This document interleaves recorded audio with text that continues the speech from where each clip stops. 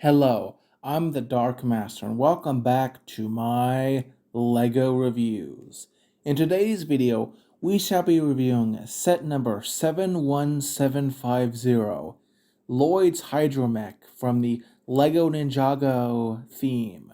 It comes with 228 pieces in 2 bags and 2 minifigures. Okay, first, I'm going to talk about the box, and normally I don't do this, usually, since it's usually just the ninja in the top right corner. And while, yes, we do see Nia in our water NRG form there, but in the lower left-hand corner, we see Wojira, the bad guy of this wave. And I just want to say that I think it looks pretty good and helps it stand out compared to other waves, which have been relatively generic.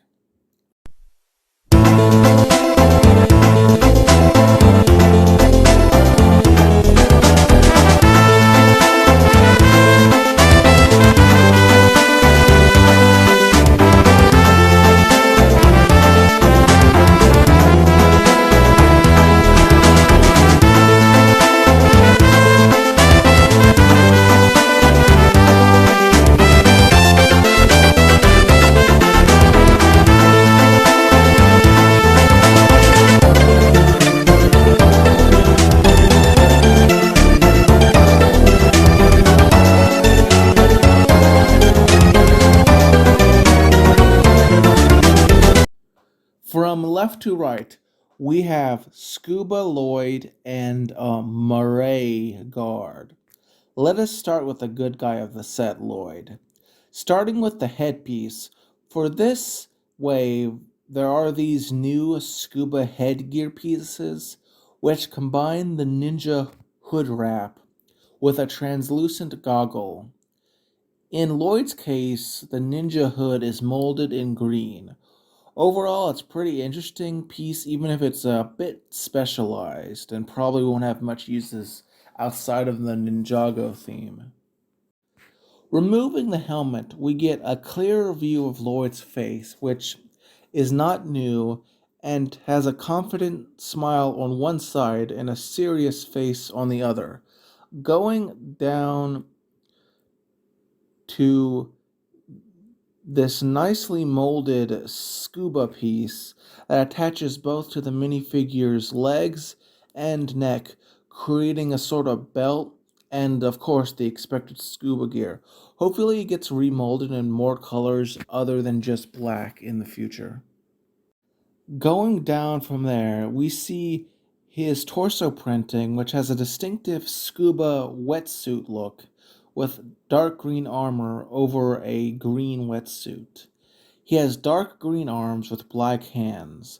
And going to the back, we see that the suit has a prominent zipper and belt. Though, of course, normally you don't see this because of the scuba gear that's on the figure, but you can remove it if you want to. His leg print is pretty utilitarian with armored knee pads, parts of a belt, and he also has this pair of cute little black flippers that unfortunately prevent him from standing on a base plate, which is really the shame. So unless you have these certain pieces, you probably won't be able to actually stand him up anywhere, essentially. For weaponry, he wields a katana molded in silver.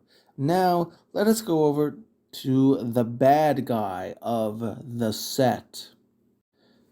The Murray Guard, get it? It's a pun on Murray Eel, is the basic foot soldier of the Merlopian army. Let us start with the head, which is the most controversial part of the figure. Now, if you look at it, it's very clearly a familiar piece, being a literal recolor of the one found in Pyro Whipper and Char. This time, however, molded in black and teal, and fully opaque. Now, a lot of people have considered this a little lazy, and it gets worse in the next wave, which we'll review at a future point. They will say that this is just a lazy reuse, but here's the thing. First off, these are eels, not snakes, so I can look past it. And Also, the Serpentine have always reused certain elements to a certain extent. For example, in the original Serpentine, the low ranking soldiers of the Venomori and the Hypnobrai looked identical except for the color they were molded in. Same thing with the Fangpires and the Constricti. This isn't anything new. Honestly, the fact that this eel's head is opaque to me makes it more than distinct enough for it to stand out. Plus, its highly distinct color scheme, which isn't so much the case with a future wave we'll get to, but whatever.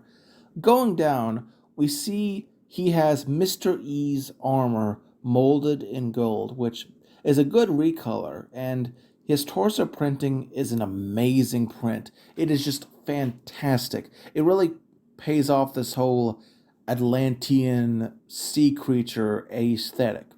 Also, because the gold armor is so small, you can very easily see the printing on both sides.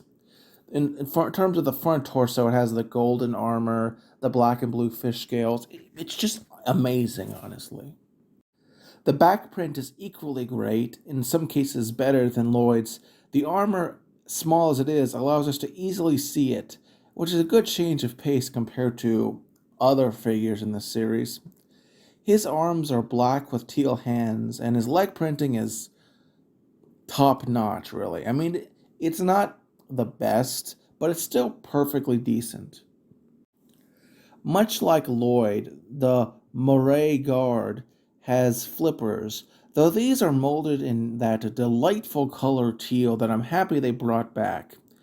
And unlike Lloyd, these are probably just organic growths from his feet, since he is a fish, unlike Lloyd. For weaponry, he wields a sai that has a dragon sword hilt molded in jet black. It's honestly pretty chilling that such a minor change in coloration can give off a completely different vibe, as normally these dragon hilts are only used by the good guys, so seeing it in jet black is very interesting and it's a good recolor that I'm sure will have uses. But how is the sticker sheet and the pieces? Well, the sticker sheet is modest with only 4 stickers. While you can leave them off if you really hate stickers, I think it does weaken the build to a certain extent. My only complaint is that I wish that the 2 knee stickers were more symmetrical. Now, as far as the pieces are concerned, well, there is tons of green, and I love green, it being my favorite color, so getting so much sand green is really good, as is getting the ship's hull piece in dark green. Also of note is a pair of golden blade pieces that are really cool, plus this amazing molded cockpit piece that will be really useful in mocking outside of the Ninjago context. One last thing of note is the collectible of this wave. Yes, there's only one. That being the Wave Amulet. It's a strong piece, but having only one collectible means that if you get this entire wave, you're going to have duplicates, and hopefully you're able to put up with that. The Sea Serpent insignia is really good, plus all the minor indents you might see on the translucent blue are also a nice little touch. The spikes on the side remind me sort of of Beyblade, and it has these places where that can be holed. You do see a recolor of this piece, technically speaking, the original version, in the previous wave, but I'll save my thoughts on that version when we next see it. But what about what these pieces build? How is the build itself? Lloyd's Hydromech stands 6.5 inches tall, and here's a quick size comparison with Galley, the Tower of Water. As always, let's start with the head and work our way down. Okay, so technically this mech has no head, it's more like an extended torso, but you know what I mean. Let's start with the cockpit. The wind shield I've already discussed can be hinged up and down. There is also this sort of footstool that can also be articulated up and down. Inside the cockpit are these comfy yellow pillows that really represent sort of leather upholstery. A problem is that there are these prominent holes on either side that kind of undermine the idea that this is a mech that is actually waterproof. Continuing with the negatives, let's talk about the mech shoulders. Simply put, I do not like them, specifically the left shoulder. Now, there's nothing wrong with asymmetry to a certain extent. It can be done good, such as when we saw that stone mech from Master of the Mountain. But man, here it just looks ugly. The right shoulder has this bulky mechanical look to it, and it's really good at covering another weak aspect of this set. Plus, it has this strobe light that can be articulated up and down.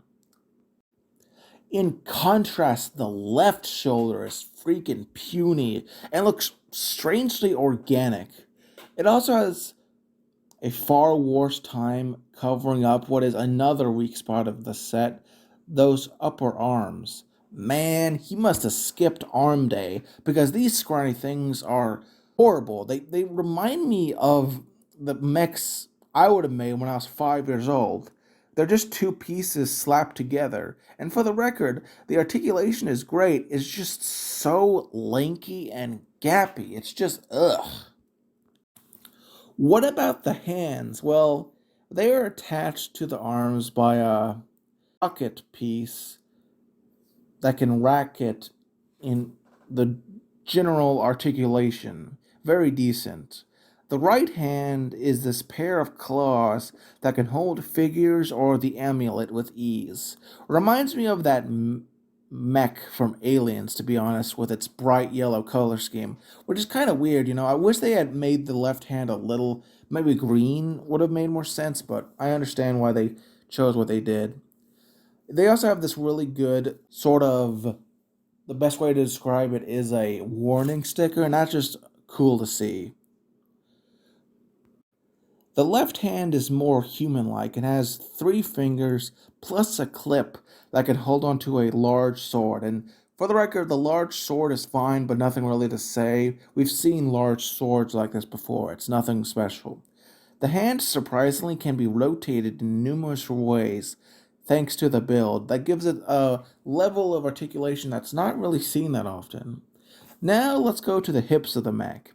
There is what is meant to be a sort of air tube that initially seems like it would construct the articulation if you look at it quickly, but it really doesn't, so that really shouldn't be a concern of yours. Looking at the back of the mech, it's not the best. There's tons of fully exposed anti studs and red pins. Ugh, it's just not a good look. Going down, the mech has these sort of skirt armor that are perfectly fine with a bit of articulation thanks to these mixel joints. That means they can be moved really easy. They're perfectly fine.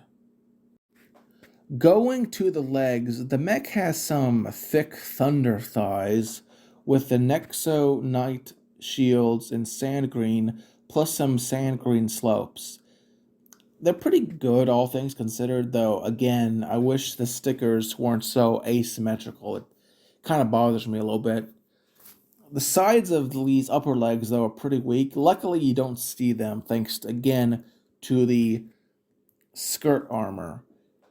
What is not so good are the lower legs. Man, they are just terrible. Much like the upper arms, the lower legs of the mech are thin and barren. Pretty bad if we're honest. It looks like he has chicken legs. I think that the feet, much like the hands, are pretty decent. They're wide enough so that they provide good stability for the mech. They are these little toes on them that look nice and can be shifted side to side. So overall, the feet are decent, they're perfectly utilitarian, and they do their job well. So what about this set as a whole? How is the overall build? I think this set is good, but it has its flaws. The minifigures are amazing. It's nice to see Scuba Lloyd, and the Moray Guard, while it can seem lazy, is actually pretty interesting. But the mech is a much different story. The upper arms and the lower legs are just skeletal, and I can't defend them in any way. The hands are good, and There are other great aspects, but again, it's so taken down a notch by gaps, exposed pieces, and pins. That's not to say it doesn't have positives, but I'm gonna be honest, the mech really needed a few extra pieces. It's flawed. So would I say this price is worth it? It's definitely worth getting this set, I think. It's small enough that the flaws can be overlooked. So overall, I would give a cautious recommendation for this. If you want to save your money and get some of the larger sets, you really aren't missing that much. But this is a Lloyd mech, and Lloyd is a beloved character, so you can get this too. I'm the Dark Master, and join me next time on my LEGO reviews. Have a wonderful day.